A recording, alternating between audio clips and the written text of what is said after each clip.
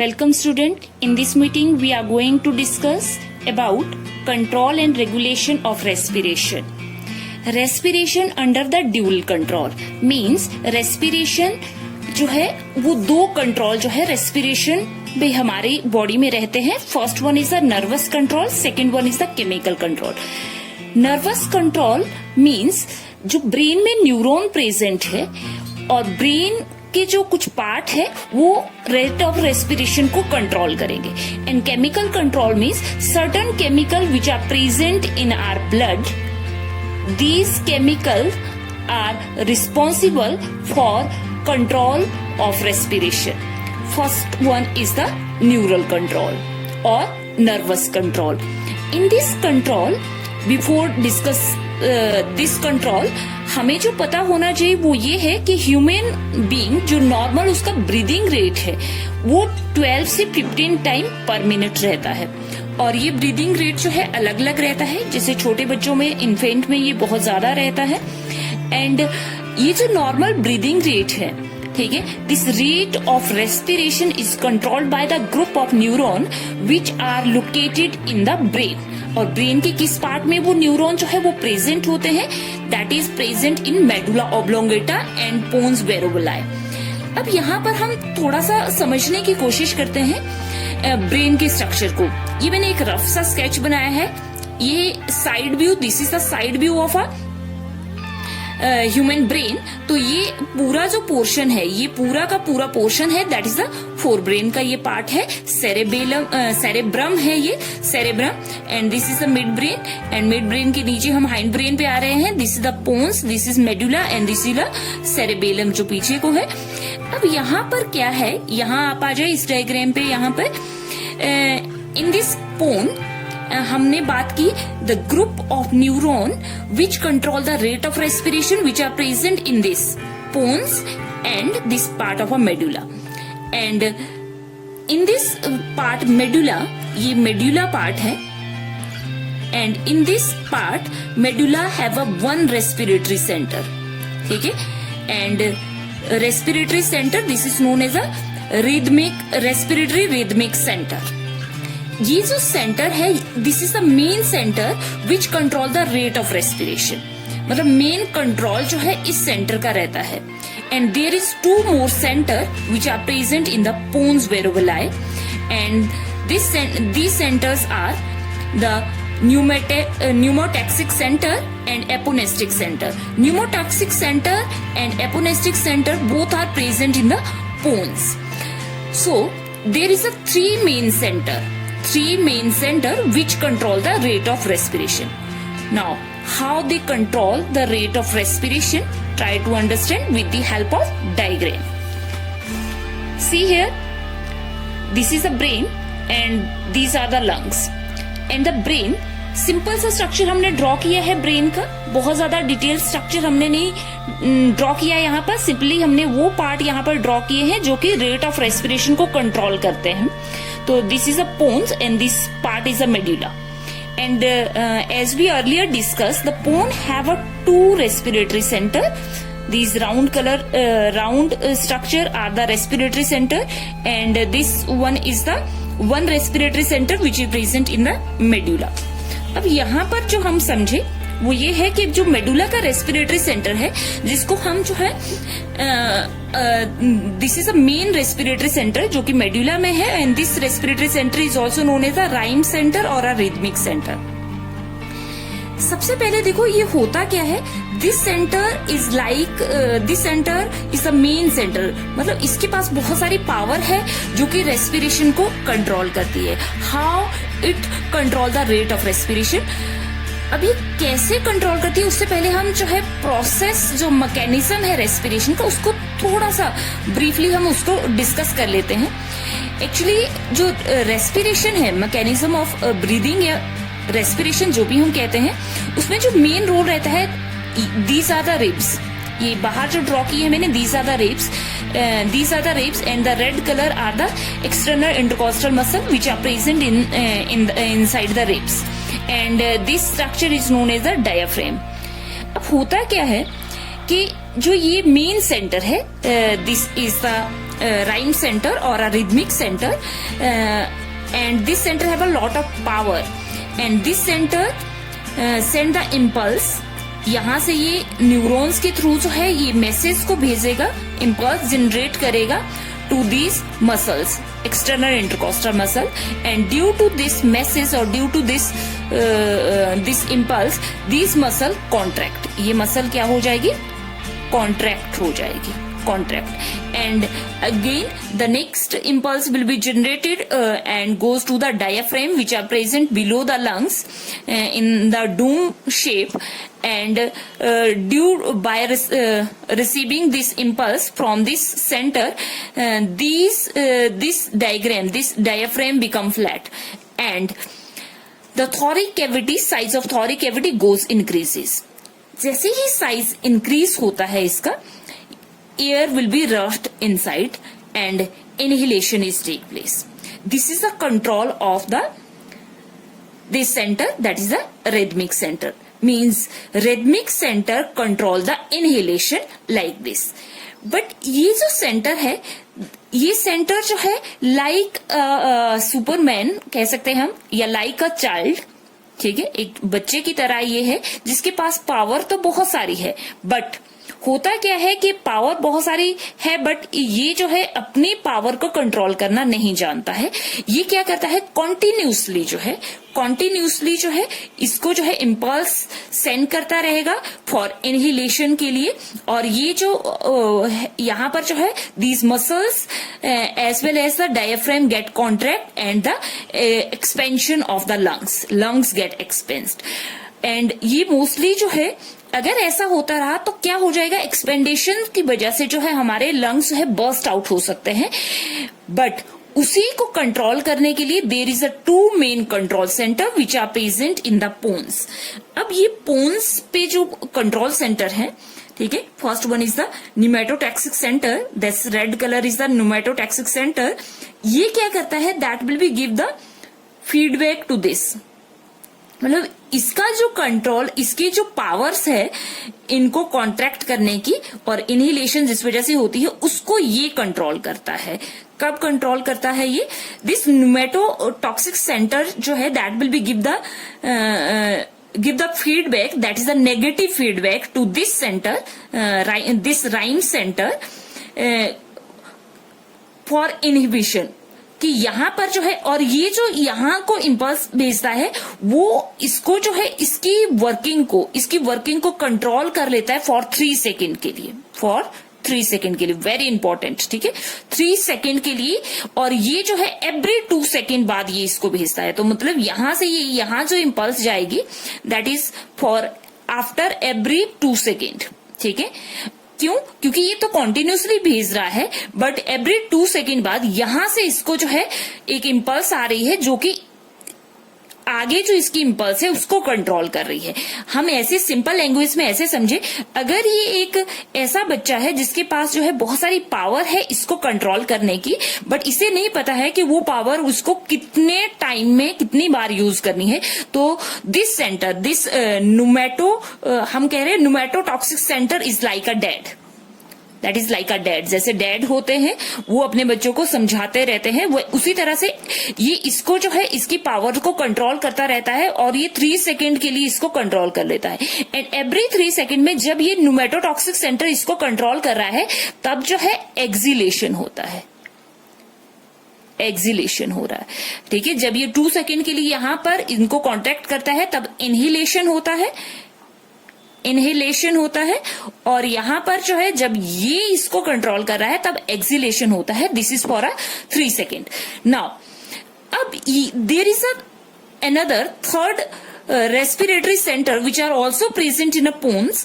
अब क्वेश्चन ये है कि इसका क्या फंक्शन है. अब देखो, लाइक अ डैड, जब कई बार डैड जो है बहुत ज्यादा जो है अपने बच्चों को जो है डांट देते हैं या बहुत ज्यादा उन पर कंट्रोल होता है, तो this centre, this is a apneustic centre that it behave like a mom. मतलब ये कॉन्टिन्यूसली अपनी जो है इम्पल्स जनरेट कर रहा है आगे इसको कंट्रोल करने के लिए, और this centre, this is the pneumotaxic centre, ये इसको कंट्रोल कर रहा है एवरी 3 सेकेंड में, बट जब इसको कंट्रोल कर दिया तो ये खुद ब खुद रीस्टार्ट नहीं कर सकता है। तो ये जो मॉम है यानी कि एपोनेस्टिक सेंटर है, ये इसको दोबारा से एक पॉजिटिव फीडबैक देगा कि जो है वो रीस्टार्ट करे अपनी नेक्स्ट इम्पल्स को एवरी आफ्टर द 2 सेकेंड बाद। तो that will be give the positive feedback. अब एक बार दोबारा से हम जो है ग्राफिकली इसकी जो वर्किंग को समझे तो वो इस तरह से है, like see here. First of all हमने जो डिस्कस किया, नर्वस कंट्रोल होता है हमारे रेस्पिरेटरी रेट ऑफ रेस्पिरेशन पर। नर्वस कंट्रोल में are pons and medulla play the very important role. Pons have a 2 respiratory centre and medulla have a 1 main respiratory centre, and this one main respiratory center is the respiratory rhyme center or a respiratory rhythmic center, and this respiratory rhyme center have a power to control the lungs. Lungs means the activity of the ribs and external intercostal muscle as well as the diaphragm. This center control the diaphragm and external intercostal muscle through contraction, and this will be send the impulse every 2 seconds, and during that time inhalation is take place. But this is like a child, ये जो है अपनी जो power है उसको खुद control नहीं कर सकता है, तो इसको कंट्रोल करने के लिए there is another respiratory centre that is known as the pneumotaxic centre which behave like a dead, that will be give the positive or inhibitory feedback to this centre for the stoppage of the impulse every 3 seconds, and in this 3 seconds exhalation is take place. And now there is another respiratory center, and this respiratory center is the aponestic center, and when this center, first one is the pneumatotoxic center, give the negative feedback to stop this, and after this, after 3 seconds, the aponestic center also send the impulse to restart this activity, this further activity, and so it behave as a mother. So in this way, respiration is controlled by the in this way, respiration is controlled by the nervous system. We can say this is the nervous control of respiration. Now move toward the chemical control of respiration. In chemical control means there is a certain chemical which are present in our blood which control the rate of respiration. This is the meaning. अब यहाँ पर समझे जरा हम, in case of exercise, our rate of respiration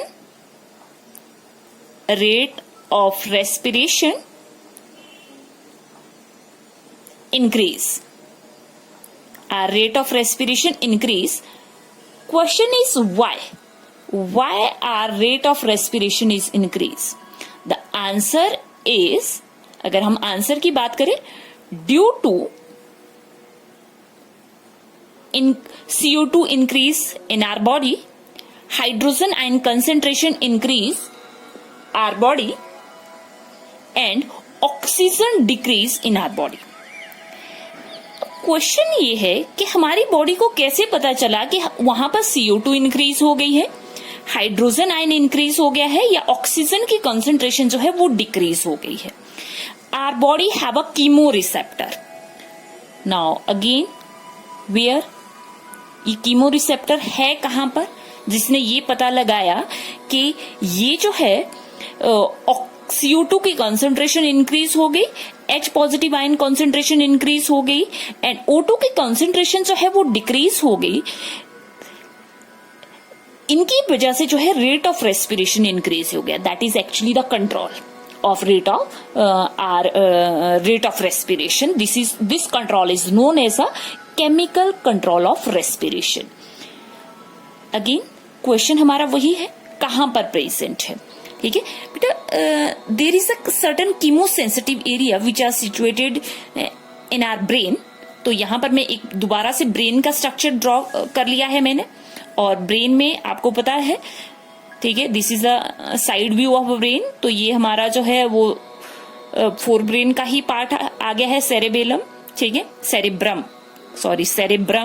and this is the midbrain, this is the pons and this is the medulla. In the medulla there is a main respiratory center, ये हमने पहले discuss कर लिया है. This is the rhyme center और respiratory rhythmic centre भी हम इसको कह रहे हैं. इसी सेंटर के पास में, ठीक है, यहाँ पर, ठीक है, that is the chemosensitive area. This is the chemosensitive area, ठीक है. एंड दिस कीमोसेंसिटिव एरिया, ठीक है, and this area is more sensitive. यहां पर एक बहुत इंपॉर्टेंट चीज लिख रही हूं मैं, chemosensitive area which is situated just adjacent to this rhyme area और रिदम एरिया, ठीक है. It is highly sensitive to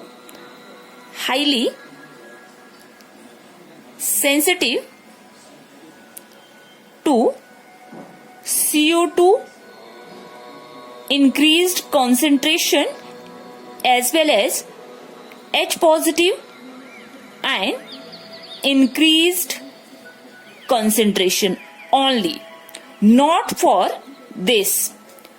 oxygen की कॉन्सेंट्रेशन डिक्रीज हो गई है, ये इसको सेंसिटाइज नहीं करता है.